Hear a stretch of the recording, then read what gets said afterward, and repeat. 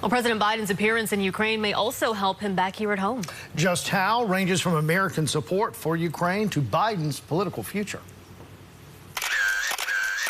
They are photos the world did not expect to wake up to. The first American president to visit a country at war in which the United States is not also fighting. First of all, I think it's amazing they pulled this off in an era where it's hard to keep anything secret, let alone a complicated operation like this. Bruce Jentleson is a Duke University public policy professor and former senior advisor to the U.S. State Department. President Biden's surprise trip to Kyiv and his meeting with President Zelensky has both international and domestic implications. That includes the impact it has on the waning interest and support of some Americans and politicians as we mark the one-year anniversary of Russia's invasion of Ukraine. Foreign policy is a lot about symbols and psychological messages, and this is really big on that front, including at a time where the president is having more opposition at home from Republicans and some others about the aid packages and the continued support. Very big move for the effort.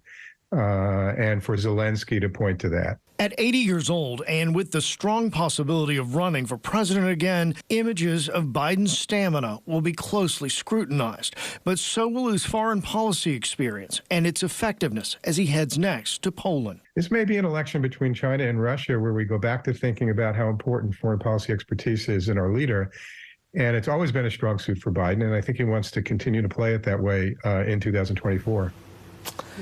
And, you know, we talk about, Alexander Limon talked about some of the opposition on the Republican side. Right. We've seen today where Governor DeSantis of Florida is already saying, too, that, you know, perhaps Biden should stay home and focus more on domestic issues. So there's no question that, you know, this is going to be a bigger part of the conversation moving into 2024. And it was a surprise to see the president in Ukraine. Yeah, today. I woke up, you know, just like I said, I was just as surprised as anybody else to see that. And the secrecy and the level of security. And it's hard to get away with something like that. Social media and everything. With all the people who talk and can tweet, you know. Oh, yeah. All right, Russ, thanks.